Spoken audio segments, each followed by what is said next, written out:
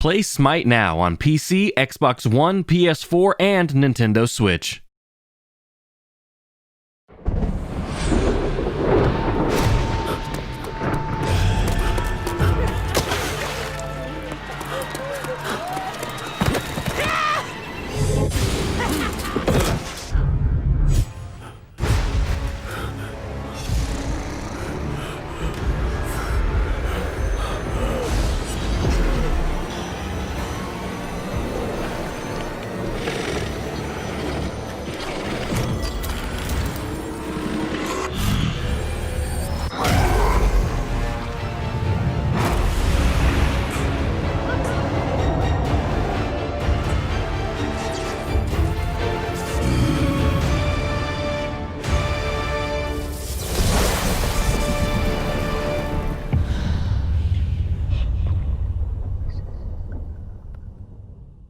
Cthulhu, the great dreamer, has awakened, and he vows to regain his rule on Earth over gods and mortals alike. In this video, I'll take you over Cthulhu's abilities, his base stats, and of course my favorite part, his lore. So, buckle yourselves in and try not to go mad. I'm sorry. Cthulhu's passive ability is Prey on Fear, in which Cthulhu breaks down the mental fortitude of enemy gods, applying stacks of torment with abilities and the final hits of his basic attack chain. On reaching 4 stacks of torment, enemies are afflicted by insanity. Additionally, Cthulhu gains magical power per nearby enemy god with insanity. Torment's duration is 5 seconds and insanity's last 20, and the magical power increase per nearby enemy god with insanity is 25 per enemy. Cthulhu's first ability is Sanity Break, where the Great Dreamer sends out a terrifying blast of energy, dealing damage to all enemies hit and reducing their attack speed. Enemies hit by this ability also do reduced damage to Cthulhu for 6 seconds. Sanity Break applies 1 stack of torment or 2 if the enemy hit is facing Cthulhu. But if the enemy is already inflicted with insanity, then Sanity Break fears them instead. And successfully consuming insanity permanently increases the base mitigation of Sanity Break. The fear duration of Sanity Break lasts 1.5 seconds, and the attack speed slow for 3, and the damage mitigation starts at 20% with a maximum of 30. Sanity Break costs Cthulhu 60 mana and is on a 10-second cooldown. Cthulhu's second ability is The Mire. Using this ability will cause Cthulhu to summon a portal, creating a slowing field of eldritch mire at the target location. While Cthulhu channels, the mire continues to grow as the portal fires out 2 masses of corruption that hit and damage all enemies in the field. The first shot also slows enemies while the second roots them, both hits applying 1 stack of torment. Canceling this ability early stops the mire from growing and the portal from firing additional shots. The slow effect from the mire is 10%, while the first corruption shot will slow an enemy to 35, and the second shot rooting them for 1 second. The mire's mana cost scales from 50 to 70, and its cooldown from 18 seconds to 14. Cthulhu's third ability is Rushing Terror, where Cthulhu creates 2 twisting projectiles at his sides as he unfurls his wings and charges forward, damaging, stunning, and knocking away enemies hit. The projectiles follow at a slightly slower pace, but travel further, damaging enemies as well. And enemies hit by Cthulhu or the projectiles gain 1 stack of torment.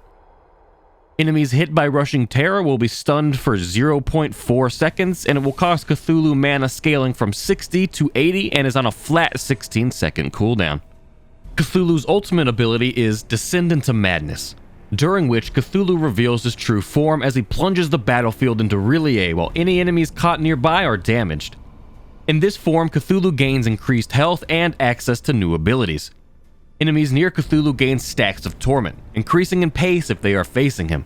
Enemies also suffer the debuff effects of Sanity Break, causing them to deal less damage to Cthulhu. Descend into Madness's duration scales from 12 seconds to 16 at max level. Cthulhu gains 30% max health, and it costs him 100 mana with a 100-second cooldown. And while Madness consumes those around Cthulhu, he gets additional abilities. His first Descend into Madness ability is Sever, which grants Cthulhu the ability to swipe down at the ground beneath him, creating 3 large projectiles. These projectiles damage enemies and apply a stacking protection reduction debuff, but does not proc item effects.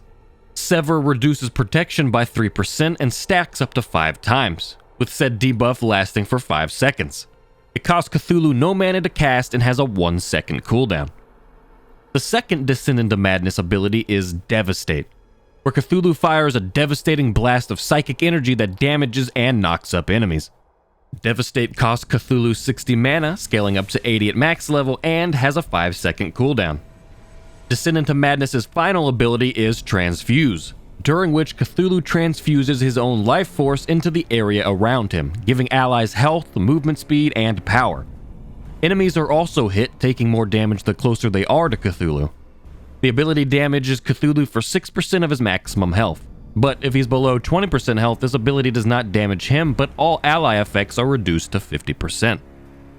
Ally healing received from Transfuse scales from 10 to 14%, the power granted to allies scales from 20 to 40, and they're given 20% movement speed, all which lasts for 3 seconds. This costs Cthulhu 70 mana and is on cooldown for 6 seconds. Now, let's take a look at Cthulhu's base stats to see how it complements his kit. You can see that he boasts a high health pool, as well as a decent amount of base health regen and good protection stats, which make him perfect for his role as a guardian, taking and absorbing damage for his teammates. And with abilities like Rushing Terror and Devastate help make him a deadly initiator. Now that you've got a pretty good idea of how Cthulhu works, let's take a few minutes to get to know him. Fin glui muglawa nafa Cthulhu rie wagan gao fatagan. In his house at early dead Cthulhu waits, dreaming. For him, the sleep of aeons is as but a momentary stillness, and in his dreams he speaks to those who would listen. He erodes the minds of the weak and emboldens the mad. The wind gibbers with his voice, and the earth rumbles with his thoughts.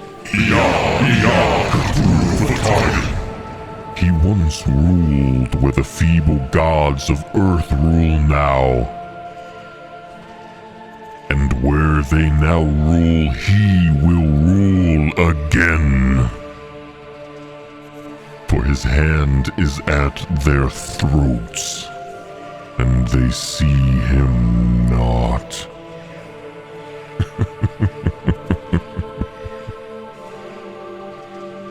After summer is winter, and after winter summer. He waits, patient and potent, for the stars to be right. Nor is he alone in his waiting, for there are those who would worship him, hidden in distant wastes and dark places.